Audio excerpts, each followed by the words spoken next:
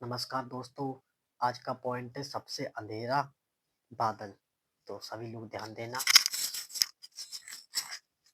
2 तारीख का प्रोग्राम है रविवार को प्रेम रावत जी का। सभी लोग देखना, टाइमलेस स्टूडियो इंडियन टीवी पर आ जाएगा। हर किसी की तरह मेरे हस, हस,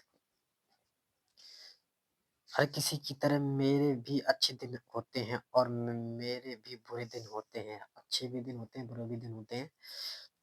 चाहे मेरा दिन कितना भी बुरा रहा हो, मैं अपने अंदर मुड़कर कहना चाहता हूँ धन्यवाद कि मैं जीवित हूँ। क्योंकि अच्छे बुरे समय तो आते रहते हैं, अगर आप जीवित हो तो सबसे बड़ी बात वही है। और जब मेरा मेरा दिन सचमुच बहुत ही अच्छा होता है, जब सब कुछ मेरे ही अनुसार चल रहा होता है, तब मैं अपने अंदर जाना चाहता हूँ और कहना चाहता हूँ धन्यवाद कि मैं जीवित हूँ। ना तो मुसीबतें और ना ही खुशी हमें यह भूलने दें कि सबसे महत्वपूर्ण क्या है। ना तो परेशानी ना ही खुशी हमें हमारे हृदय से मिलने वाली शांति से विचलित कर पाए। मेरे जीवन में अब तक का सबसे घना अंधेरा बादल तब आया जब मैं अर्जेंटीना में एक कार्यक्रम में जाने की तैयारी कर रहा था। मुझे एक फ़ोन आया जिसमें बताया गया कि मेरी पत्नी मैरोलिन को तुरंत अस्पताल ले जाया गया है। वे हमारे सबसे छोटे बेटे के साथ सैन डिएगो के एक हॉस्टल में गई थी और उन्होंने वहाँ रूम सर्विस से पिज़्ज़ा ऑर्डर किया था। वे रूम सर्विस ट्रॉली ट्रॉली का दरवाज़ा खोलने के लिए नीचे झुकी थी कि अचानक बेहोश हो गईं और फर्श पर गिर पड़ीं। अगले दिन अस्पताल में उन्होंने उनकी रीढ़ से एक द्रव का नमूना लिया जिसमें खून था और टेस्ट में पता लगा कि उसके सिर पर कुछ गड़बड़ है। उन्होंने बताया कि उसके मस्तिष्क पर धम धमनी की कोई बीमारी थी। खून की एक नली के साथ एक गंभीर समस्या। मुझे बताया गया था कि उनकी ज़िंदगी को काफ़ी खतरा है। मैंने फ़ोन नीचे रखा और अपने चारों ओर देखा। मैं हज़ारों मील दूर था, बिल्कुल अलग टाइम ज़ोन में।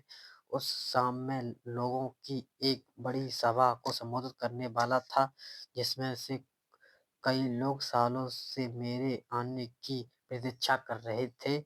मैं अपने अंदर घूम रही सभी सूचनाओं को, भावनाओं को समाहित करने के लिए संघर्ष कर रहा था।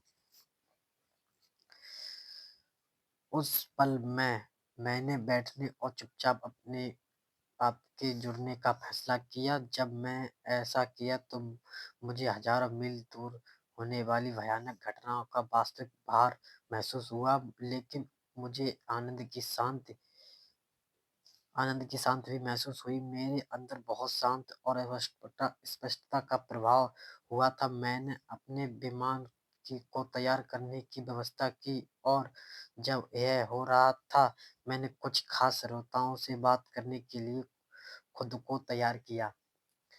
उस दिन अच्छे और बुरे के बीच संतुलन रखने से मुझे अपने रास्तों पर बने रहने से मदद मिली। मैं कार्यक्रम में गया और सुनाया और फिर सीधे एयरपोर्ट के लिए निकल पड़ा। मैंने रात भर उड़ान भरी और पूरी उड़ान बहुत अजीब सी रही। मेरा मन मैरोलिन की स्थिति के सभी संभावित परिणाम के साथ दौड़ रहा था, लेकिन मेरा एक और हिस्सा था जो इस बारे में स्पष्ट था कि मुझे क्या करना है। मैं तुरंत कस्टम से बाहर निकला और सीधे अस्पताल चला गया। मैरोलिन जाग रही थी, लेकिन डॉक्टरों ने कहा कि ऑपरेशन करना बहुत ज़रूरी था। यह बहुत ही जटिल ऑपरेशन था। मैं अस्पताल के नज़दीक रहने रहना चाहता था, इसलिए मैं एक होटल में रुक गया। मैं वहाँ रहा 1 महीने से कुछ अधिक समय तक होटल और अस्पताल के बीच आता-जाता रहा। हर दिन हमारा परिवार और हमारे दोस्त आशा लगाए हुए थे। समाचार हमेशा मिल रहा था, पर मैं आत्मज्ञान से आने वाली ताकत और सादगी को महसूस कर रहा था और इसका मतलब था कि मैं मैरिलिन और परिवार की मदद कर सकता था। उस दौरान पूरा परिवार दुःख की गहराई में था लेकिन जीवन के लिए अभी भी वह आभार था। हम समस्या के लिए आभारी नहीं थे लेकिन कृतज्ञता अभी भी हमारे अंदर थी। अंधेरे में एक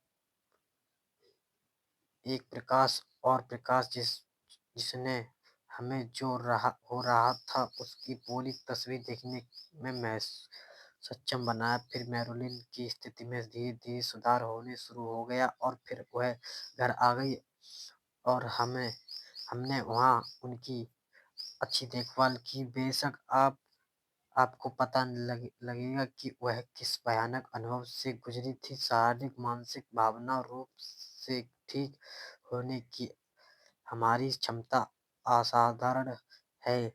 अगले अध्याय में इस बारे में बात करूँगा कि हम जीवन के सबसे कठिन समय में कैसे रह सकते हैं। शांति की नदी अगले पेज नंबर 121 को। कितना भी दुःख आ जाए, कितना भी कुछ हो जाए, मतलब जो तुम्हारे अंदर है, सब कुछ है तुम्हारे अंदर।